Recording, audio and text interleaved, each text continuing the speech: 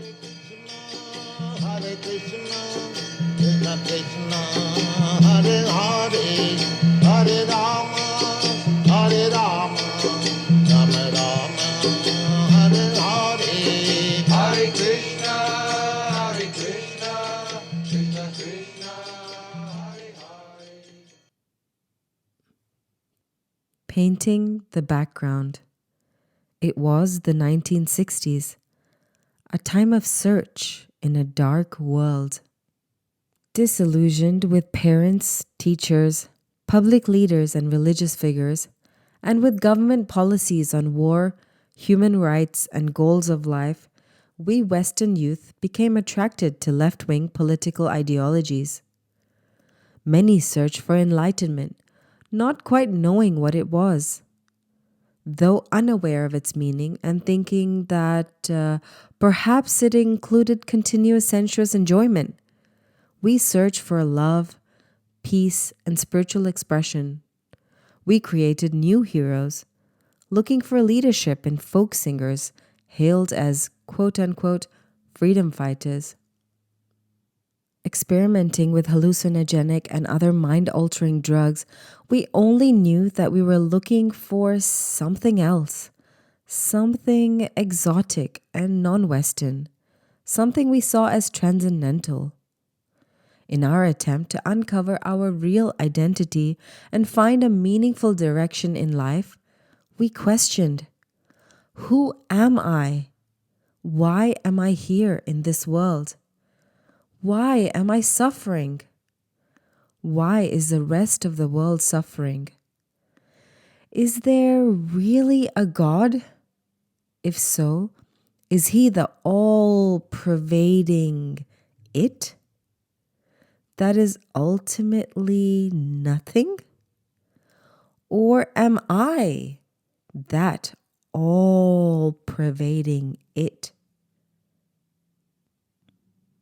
The low-rent East Village area, with its dilapidated Gothic landscape and romantic recent history of beatnik intellectualism and anti-racism, seemed to fit the bill for enlightenment. It thus became a destination of choice for those looking to escape mainstream America.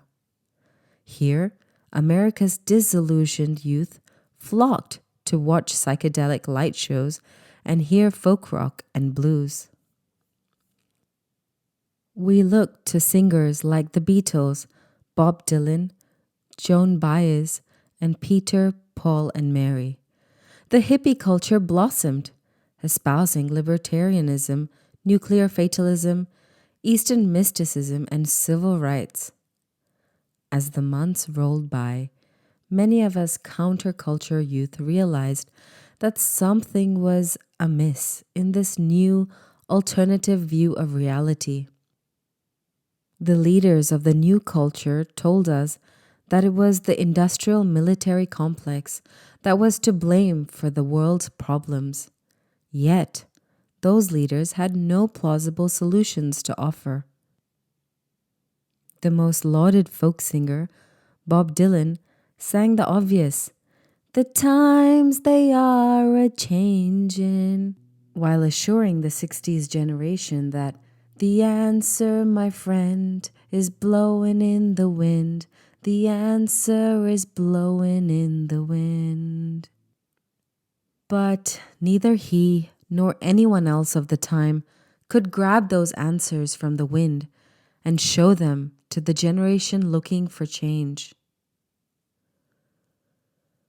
It was within this counterculture setting, in 1965, the great self-realized spiritual master, Srila Bhakti Vedanta Swami Maharaj, arrived from India. He settled first in uptown Manhattan and later moved to the East Village. There, at the age of 70, he chose to build his first temple of Krishna consciousness and begin his mission of injecting the timeless spiritual wisdom of ancient Vedic India into the hearts of countless seekers. His initial teachings were simple and straightforward. We are not this body. We are spirit souls, part and parcel of the personality of Godhead, Sri Krishna. Our only duty and our only happiness is to serve and glorify Him. The ancient wisdom texts of India, such as the Bhagavad Gita, tell us that the Supreme Lord, Sri Krishna, the source of time, appears whenever and wherever there are discrepancies in the principle of pure life and a predominance of corruption. He does this to relieve the earth of the burden of accumulated sinful activities and to liberate the pious from the cycle of birth, old age, disease, and death. He comes when he is most needed. For example, when he appeared on earth 5,000 years ago, the world was overburdened by the military arsenal of demons posing as kings. Just before his advent, the world was in a state of pandemonium. That same Krishna, in his form of time, now the 1960s, had painted this social background of experimentalism and a mood of strong anti-establishment. He can do so because he is the cause of all causes. His material energy created the required atmosphere, and such an atmosphere provided the perfect setting for his divine messenger to paint the foreground.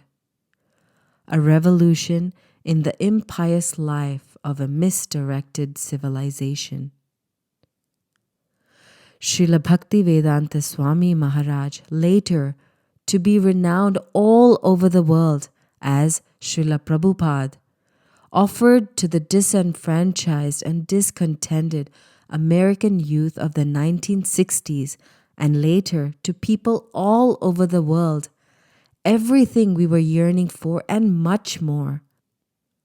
Through his teachings and his personal example, he not only instilled purpose in our lives and inspired in us the purpose of life, but he gave us the path by which we could fulfill that purpose.